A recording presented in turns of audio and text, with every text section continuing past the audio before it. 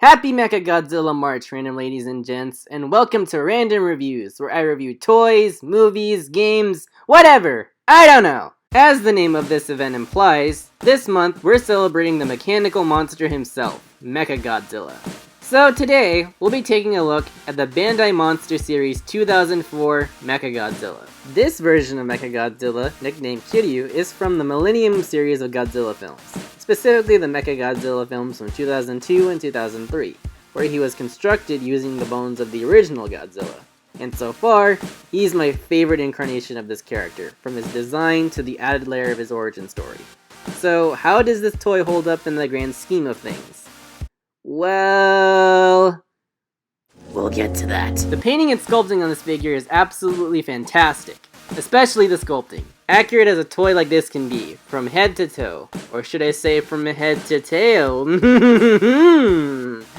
I'll see myself out. The sculpting on this figure is beyond detailed, nailing down various aspects of this Mechagodzilla's design, from the most obvious to the most minuscule.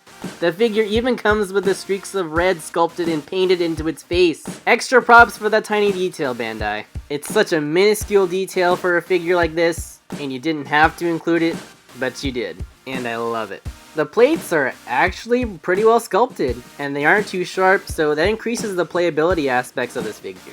The sculpting on the arms also vary, particularly the shoulders and forearms, with the right arm having a different mold than the left, possibly a battle damage type of feature. The panel lines and mechanical detailing on this figure add more quality and authenticity.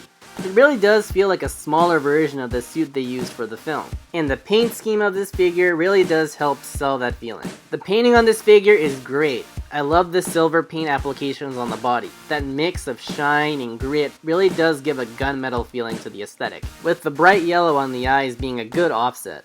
But what I love more is the detailed painting on this figure. This was meant to be a cheap kid's toy, and they went all out when coloring the various details on the body, like the wire in between the panels. The painting application also makes the figure more playable with the lack of paint chipping. And when I say it's playable, I mean it's playable. It really feels great to hold and play with. The plastic is incredibly durable, albeit not super high quality, which is reasonable since the figure isn't meant to be a high quality figure like SH Monster Arts or Masterpiece. But hot damn does the sculpting and paint fool you. But then, the dream is shattered when you get to the posability. Okay, I'm not gonna beat around the bush with this issue. The figure's posability is lackluster to say the least. Dare I say, robotic.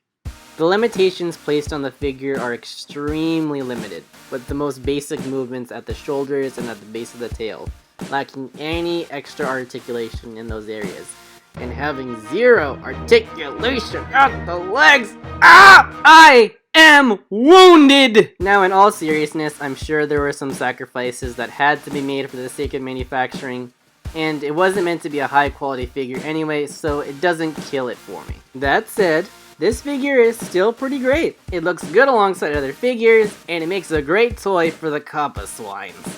And speaking of, with a quick size comparison, we can see he is a sizable boy. Here's Safari LTD Giga, Beefy Boy Tauros, Studio Series Mixmaster, Tiny Turbo Changers Shockwave, and Jurassic World Brachiosaurus. Overall, this figure is pretty cool. Highly recommended to both young and adult collectors. The figure is usually $17.99 on Amazon, but at the moment it's on sale for just $14.99, so get him while the sale is going. Especially since it might skyrocket when a certain movie comes out. I wonder how many people I just triggered with that spoiler. I hope you enjoyed this review, and if you did, feel free to check out my other content on my channel, and stay tuned for future Mechagodzilla content for this Mechagodzilla March. If Toho doesn't take it down first, those rotten bastards. Happy hunting, and as always, have a random day.